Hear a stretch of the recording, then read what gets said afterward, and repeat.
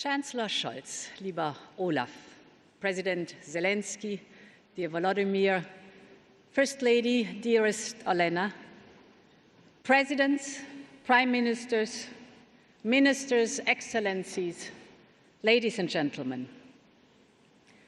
It has been almost 900 days since Russia's full-scale invasion began.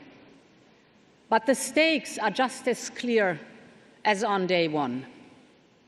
We know what the two sides in this conflict stand for. Russia fights to end Ukraine. Ukraine fights to end this war. Russia fights for the past. Ukraine fights for a better future. Russia destroys.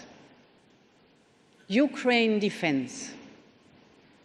And in no place is this contrast starker than in the embattled city of Kharkiv.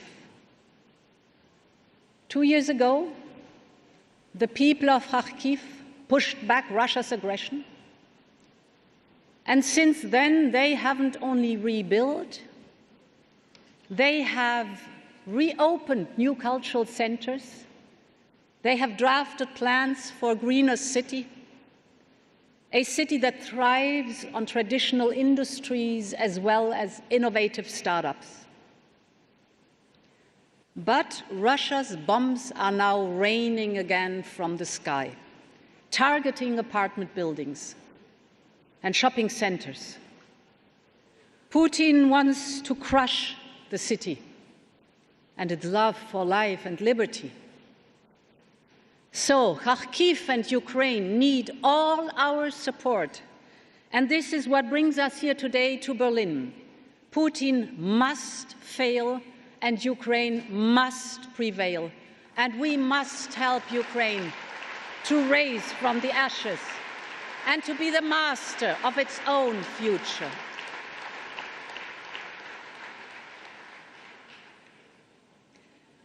This means, first and foremost, that we must provide Ukraine with the means to defend itself.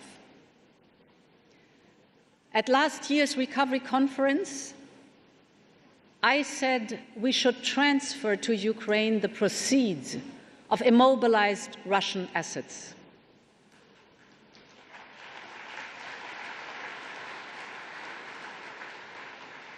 And now we are making it happen in line with international law and while ensuring stability of financial markets. Around 1.5 billion euros from the windfall profits will become available in July.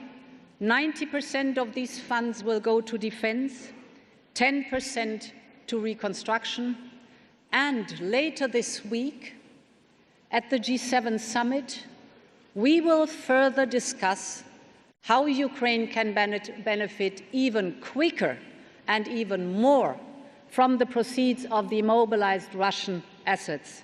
We have always said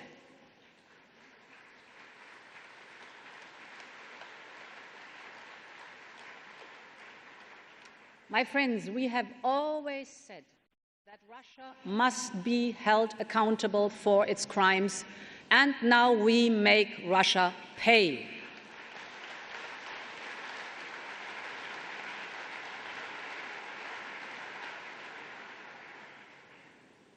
Ladies and gentlemen, the rationale of this conference has always been to look beyond Ukraine's immediate needs and chart a credible path towards its economic renaissance.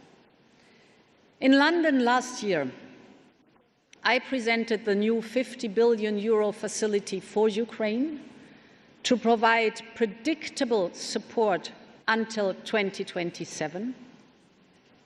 And member states supported, also thanks to your tireless efforts, Olaf. Thank you very much for that.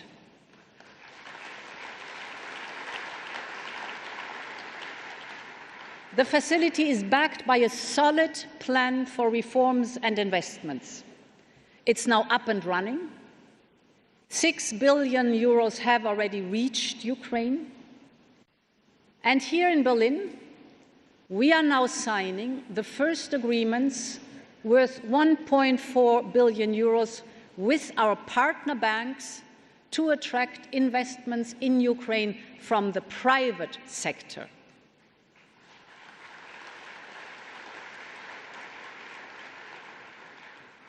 And as you have already mentioned, Olaf, we will also launch dedicated support for equity investments in Ukraine.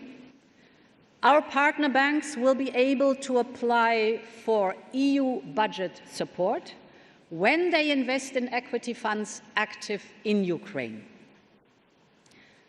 And in that way, we, the European Union, help them remove some of the risks associated with equity investment. Our aim is to improve access to finance for Ukrainian businesses, especially for SMEs and startups, that can help modernize Ukrainian economy. It is so crucial for Ukraine's recovery.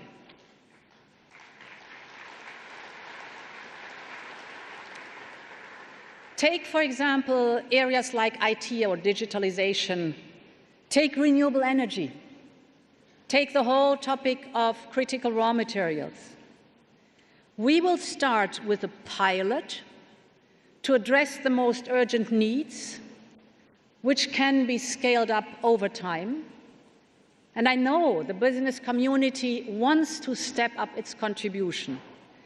And together, we will mobilize the financial firepower that is necessary to help Ukraine resist and to recover. You can count on us.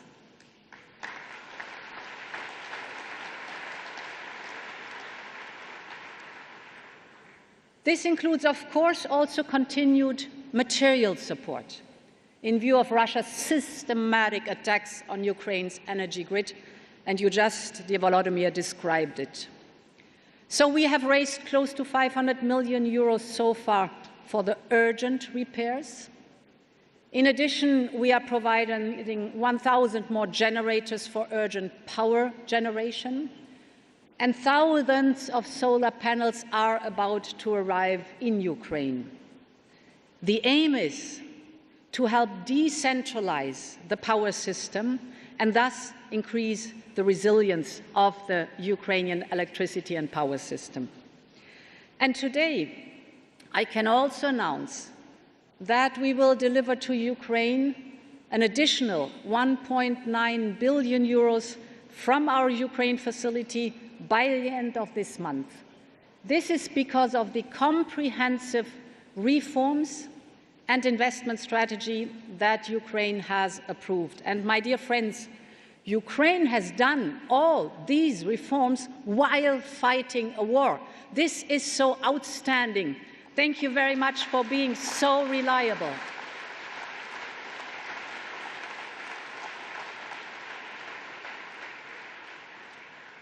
This reform and investment, we call it the Ukraine Plan. The Ukraine Plan, for example, includes justice sector reforms, anti-corruption reforms, and many other reforms. And this is the basis of making Ukraine attractive for business and investors. And it is also bringing Ukraine closer to our European Union. Ukraine has fulfilled all the steps that we had set out. And this is why we believe the European Union should begin accession talks with Ukraine already by the end of this month.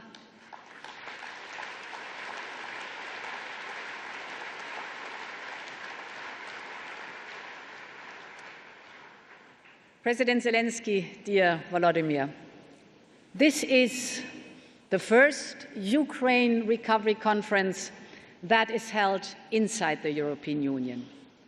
And this is where your country belongs.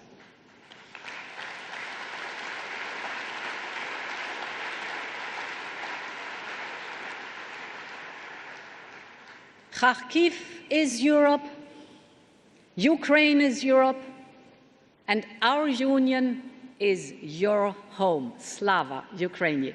Long live Europe.